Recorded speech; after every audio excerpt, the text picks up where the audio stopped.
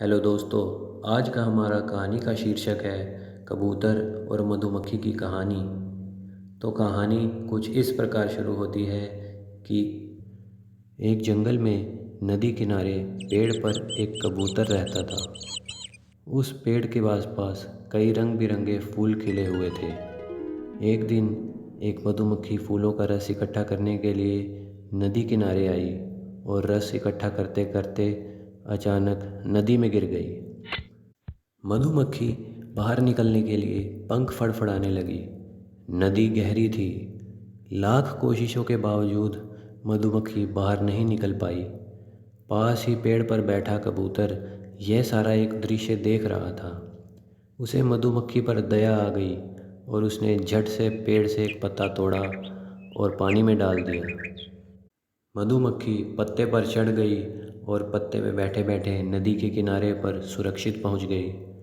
उसने अपना जीवन बचाने के लिए कबूतर को धन्यवाद दिया और उसे वचन दिया कि जब भी अवसर आएगा वह उसे उपकार का बदला अवश्य चुकाएगी। कुछ दिन बीत गए। एक दिन कबूतर दाना खोजने जंगल में निकला। दिन भर दाना खोजते खोजते वह पेड़ पर सुस्ताने बैठा। वह इस बात से अनज्ञ था कि शिकारी उस पर तीर कमान से निशाना साध रहा है।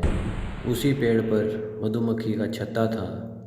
मधुमक्खी की दृष्टि शिकारी पर पड़ गई और वह भांप गई कि शिकारी कबूतर का शिकार करने वाला है। बिना समय गंवाए उसने अपने साथी मधुमक्खियों के साथ मिलकर शिकारी पर धावा बोल दिया और उसे डंक मारने लगी। शिकारी तीर कमान छोड़कर भाग गया। इस प्रकार मधुमक्खी ने कबूतर के उपकार का बदला चुकाया। कबूतर मधुमक्खी की मदद पर बहुत खुश हुआ। उस दिन से कबूतर और मधुमक्खी बहुत अच्छे दोस्त बन गए। इस कहानी से सीख मिलती है कि हमें हमेशा दूसरों की मदद के लिए तैयार रहना चाहिए। जब हम दूसरों की मदद करेंगे तभी वक्त आने पर हमें मदद प्राप्त होगी। धन्यवाद।